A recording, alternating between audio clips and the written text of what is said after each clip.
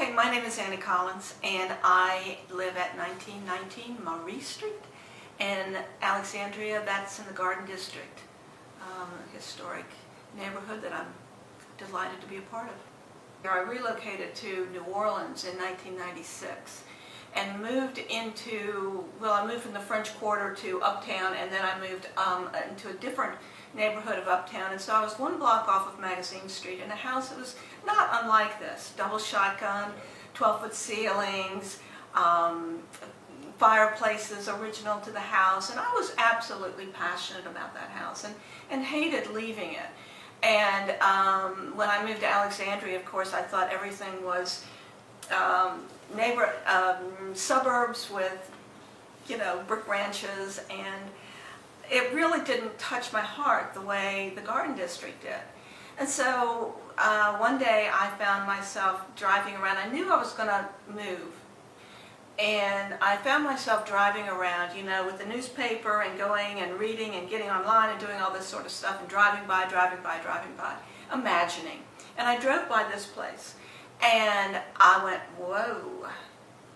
I said, oh my gosh, that is so cute. That is so cute. So I got out, and there was a box in front that had one flyer left in it. I called my daughter. I said, Christine, what you doing?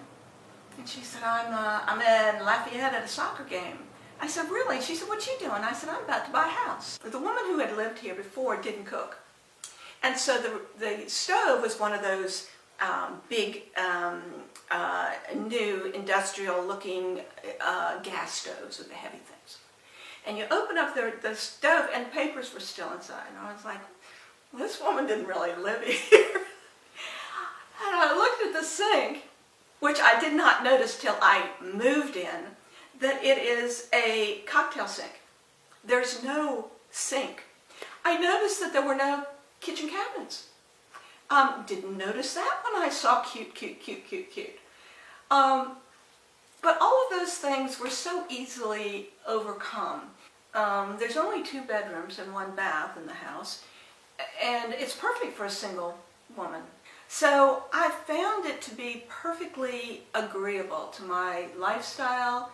It has big walls, as you can see. I have a fairly moderate size art collection, and I needed space to put that, because art needs space. It needs to not be tight. It's like music. It's like Mozart said, it's the space between the notes. Annie, I'm Dr. Henry Robertson. Nice to meet you. Associate Professor of History at Louisiana College. Lovely. And I'm working on the Garden District tour of homes, and wanted to tell you through some of my research that I've done and a visit to the courthouse that this wonderful home of yours was built in the late 1920s and really was a haven for the working families who, after generations and generations, made this place a home. They would come here after, working in the professional jobs. One of the early owners was a watchmaker. Oh, really? And there was a couple others who had professional jobs in the city of Alexandria. You have to realize that Alexandria in the 1920s was larger than Lafayette. Really? It had more people here than in Lafayette, Louisiana. I did not know that. And it was because of the Red River and the railroad, and then the agriculture of cotton and sugar that was still very big in the early 20th century. So the families who were here would work in this city that was of great importance on the river and with the railroads, and they would come home to this place, and it was a piece of heaven to them, because they would be working very hard to make this vibrant city run. It's also the South, as you said. You can see the influences of the high ceilings and the porch and all the things that you love remind you of New Orleans, because this was a river town. That's right. And That's just right. like New Orleans, so there are a lot of similarities. Yeah. I looked at the outside. It's kind of neoclassical, so you have an echo maybe of the old architecture, but also you have within your kitchen, other places, maybe some of the new appliances that would have been coming in the 1920s and 30s. Right. Could you just imagine? I know, where they didn't have these kinds of things before. Right. And of course you have high ceilings and maybe at one time ceiling fans, because no air condition. Right. There, in the kitchen, you'll find the I forget what they call it, beaded board? Yes, beaded board. Yeah, that would have been very popular in and the 20s ceilings, and 30s. yeah. Yeah, absolutely. That was a really durable construction material Right. that they would have used. Right. We're talking about a lot of these homes were built with lumber that was not too far away. Mm. Remember, Alexandria in the 20s and 30s was still very much a lumber town. Right. Royal Martin opened in 1923. There were Yeah. others. For example, the Hotel Bentley was built by a lumberman. Okay. And so a lot of this wood was probably locally derived.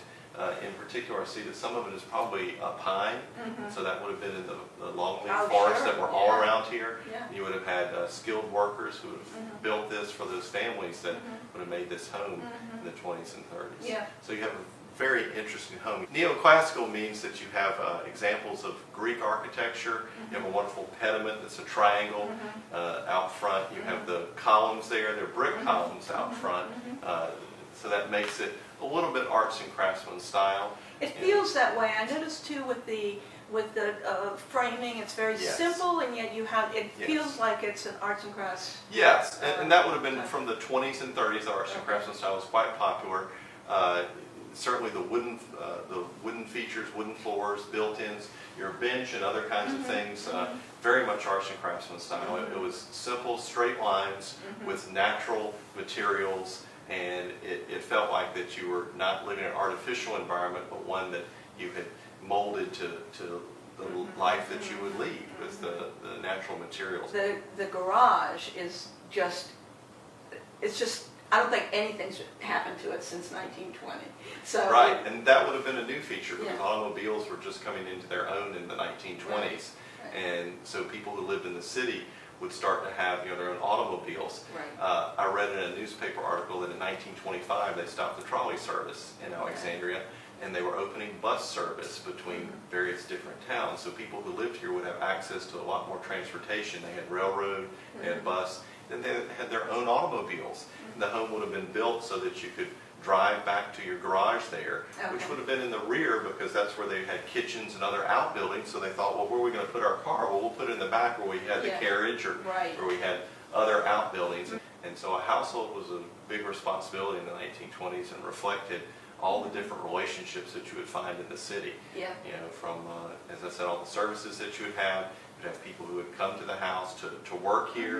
You would have a father who would go out of the house to work. And that was different because remember, the countryside, everyone lived on the farm and everyone lived in the same place and worked at the same place, Right. even if it was out in the fields. But here, they would have lived here and someone would have gone away to work in a profession, like as a watchmaker or some other profession that helped sustain them. And sure, downtown must have been thriving. Oh, and, yes. and just so people had businesses and That's right. clothing shops and all Right, kinds of things. along 3rd Street Yeah. there, it would have been really a suburb out here because the downtown was where our traditional Sure. downtown still is. And not until later, much later, like the 40s and 50s, that people move out to Bolton, and then this became much closer to downtown with suburbs even further out. But when this home was built in the 20s and 30s, this was out on the edge of countryside. Texas Avenue was still a rural road with farms and other things along it.